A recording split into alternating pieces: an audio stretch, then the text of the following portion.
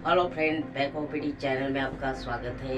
अगर आप हमें फेसबुक पे देख रहे हैं तो फेसबुक पेज को फॉलो कर लेना। अगर आप हमें यूट्यूब पे देख रहे हैं तो यूट्यूब चैनल को सब्सक्राइब कर लेना। दोस्तों, आज की स्टोरी बहुत ही इंटरेस्टिंग होने वाली है, जेसीबी से रिलेटेड ही है और खुद मेरे साथ में ही ये घटना घटित हुई है दोस्तों। तो वही मैं आपके साथ एक्सपीरियंस शेयर करना चाहता हूँ, ताकि ये आपके साथ ना हो सके दोस्तों। अगर हो भी गया तो आपको उसकी कोई दिक्कत ना आए दोस्तों। तो चलिए दोस्तों, स्टोरी को शुरू करते हैं। स्टोरी लास्ट तक ज़रूर देखिए दोस्तों। मैं बहुत इंटरेस्टिंग इसमें आपको एक्सपीरियंस बताने वाला हूँ। तो क्या हुआ था दोस्तों कि एक दिन मैंने दिन भर काम किया और अपने रेगुलर की जगह पे पेट्रोल पंप पे मशीन लगाते थे, वहाँ पे मैंने मशीन लगाने के लिए लेके गया। फिर वहाँ से वो जो जेसीबी का मालक था वो आ गया दोस्तों। और उसके बाद में क्या हुआ कि उन्होंने बोला कि यहाँ से 3-4 किलोमीटर पे आप जिधर गांव से आते हैं वही रूट पे कल को काम है दोस्तों। तो मैं बोला ठीक है, यहीं पे लगा लेता पंप पे, और कल सवेरे आके यहीं से मशीन, मेरी मोटरसाइकिल यहीं पे लगा देता हूँ और मैं लेके मशीन जेसीबी लेके चला जाता हूँ उधर काम के लिए। तो वो बोले नहीं, बोले आपको नज़दीक हो जाएगा, आप उधर ही मशीन लगा लीजिए बोले। तो मैं बोला देखिए मालक कि इसको लाइट भी कम है, अभी अंधेरा भी हो चुका था दोस्तों। तो मैंने बोला कि अभी लाइट भी नहीं है, इसको थोड़ा सा कम लाइट होती है मारती है, तो इसके लिए इसको कल सवेरे ही यहाँ से मैं लेके चला जाऊँगा काम पे। तो उन्होंने साफ मना कर दिया, नहीं आप उधर के ढाबे पे जाके लगा दो। तो मैंने क्या किया दोस्तों, अभी मालिक का तो आपको सुनना ही पड़ता है दोस्तों, उन्होंने कुछ भी कहा तो मैंने दोस्तों क्या किया, मशीन रात के टाइम में ही 7-8 बजे चालू किया। फिर वहाँ से एक ढाबे पे जिधर काम था वहाँ से 3-4 किलोमीटर पहले ही वो ढाबा था, तो वो ढाबे पे लगा दिया दोस्तों। वहाँ पे सीसीटीवी कैमरे की भी सुविधा थी दोस्तों, तो वहीं पे मैंने लगा दिया। फिर क्या हुआ दोस्तों, मैं अपनी मोटरसाइकिल लेने के लिए मालिक मेरे मशीन के साथ में ही आया। फिर लेके मेरे मोटरसाइकिल के पास चले गए जहाँ से हमने पेट्रोल पंप से वो मशीन लाए थे, वहीं पे मेरी मोटरसाइकिल थी दोस्तों। तो फिर क्या हुआ कि मैंने मशीन वहीं पे लगा दी और अपने मालिक के साथ मोटरसाइकिल लेके मैं घर को चला गया दोस्तों। घर पे जाने के बाद मेरा रूटीन जो भी था घर पे मेरा सब नाइट में मैं घर पे सोने के लिए चला गया। फिर सवेरे नहा धो के मैं जैसे मशीन के पास आया तो वही ढाबे पे मेरी मोटरसाइकिल लगाई और मैंने क्या किया कि मशीन का जो मेंटेनेंस रहता है, जैसे ऑयल देखना, ऑयल पानी देख लिया। उसके बाद में उसके कैपेसिटी के नट लूज होते थे दोस्तों, तो दिन भर में तो मैंने आते आते उसके पहले कैपेसिटी के नट टाइट किए और उसके बाद में मशीन स्टार्ट करके जिधर मेरे को जो साइड पे लेके जाने का था उधर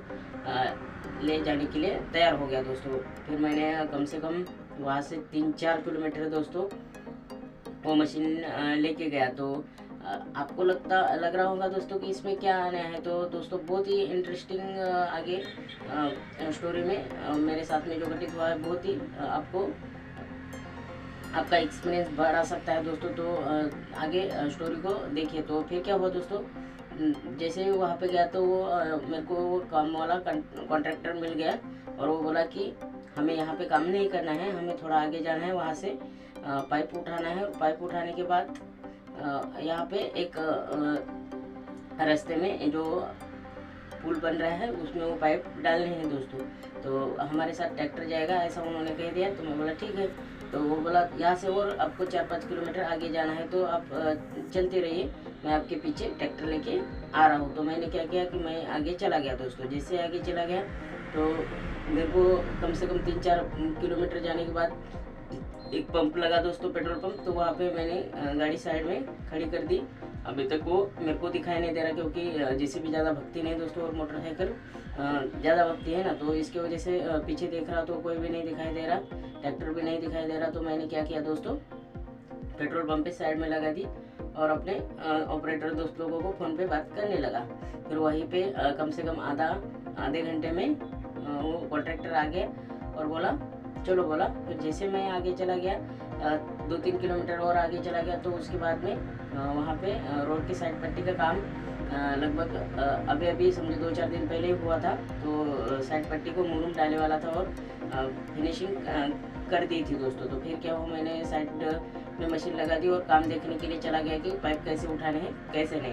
तो जैसे मैं वहाँ पे चला गया, फिर बोले जैसे ट्रैक्टर आ गया तो वो बोले अभी मशीन लेके आओ। तो मैंने जैसे मशीन स्टार्ट किया और मशीन रोड पे लेने की कोशिश कर रहा, तो मशीन रोड पे आ ही नहीं रही दोस्तों। तो मैं थोड़ा सा परेशान हो गया, मेरे को लगा कि जेसीबी का बड़ा या छोटा टायर पंक्चर हो गया। तो फिर क्या हुआ दोस्तों, मैंने उतर के देखा तो मेरे को कुछ समझ में नहीं आ रहा। टायर तो बराबर थे और स्टीयरिंग कभी भी रोड पे लाने के लिए दोस्तों फुल काटी जाती है, तो वैसे ही मैंने काट के रखी थी। तो टायर मुड़े वाला था, तो मेरे को उतना कुछ समझ में नहीं आया। और एक वो 2006-8 की मॉडल होगी दोस्तों, तो उसमें वो पुरानी मशीन थी, तो मेरे को लगा कुछ ना कुछ रिवर्स फॉरवर्ड का कुछ ना कुछ प्रॉब्लम इसका अलग ही है। तो फिर देखने लगा तो वो कुछ भी नहीं था।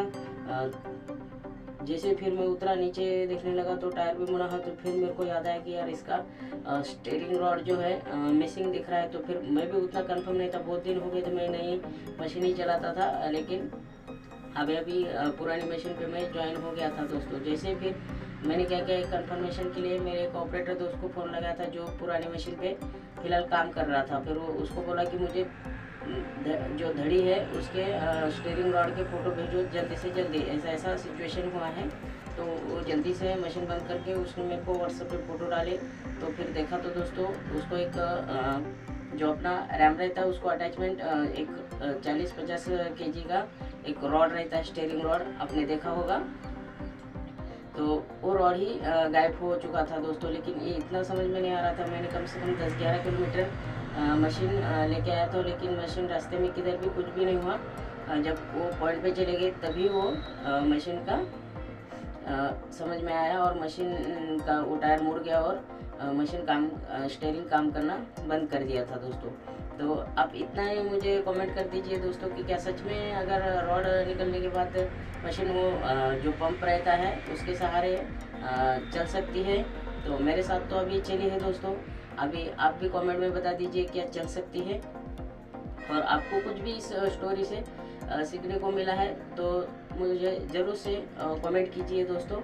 फिर मालिक को मैंने फ़ोन लगाया, ऐसा ऐसा हो गया। तो फिर उन्होंने बोले कि अरे यार ऐसा कैसा हो गया। तो मैं बोला अभी आपको तो बोला था मैं पंप पे लगाएंगे, लेकिन आपने ही बोला था वहाँ CCTV कैमरा है। तो हमने सोचा कि वो CCTV कैमरे में वो फुटेज हमको मिल जाएगी कि किसने चोरी किया है। तो फिर क्या हुआ दोस्तों, फिर मालिक वहाँ से इस होटल पे चला गया, ढाबे पे। तो वहाँ पे देखा तो लगभग वहाँ पे ट्रक खड़े थे दोस्तों मशीन के पहले। तो इसकी वजह से ट्रक के बगल में मशीन लगी थी, तो इसकी वजह से वो कुछ दिखाई नहीं दिया दोस्तों।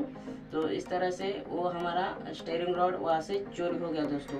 तो आप भी कभी भी अगर मालिक आपका बोलता है कि आपको यहाँ मशीन लगाना है वहाँ मशीन लगाना है, या फिर आप खुद से लगाते हैं, तो आप एक बार मालिक से पूछ लेना दोस्तों कि ये एरिया कैसा है, यहाँ पे मैं मशीन लगा सकता हूँ कि नहीं। और किसी खेती वाले के अगर अखाड़े पे या फिर जो झोपड़े रहते हैं या फिर जो खेती में लोग आते रहते हैं नाइट शिफ्ट के लिए, तो जानवर के खेती के रखवाली के लिए, तो उनके पास आसपास 2-4 किलोमीटर दूरी पड़े तो भी लगा लेना दोस्तों, वही अच्छा है। नहीं तो आपको बहुत परेशानी हो सकती है।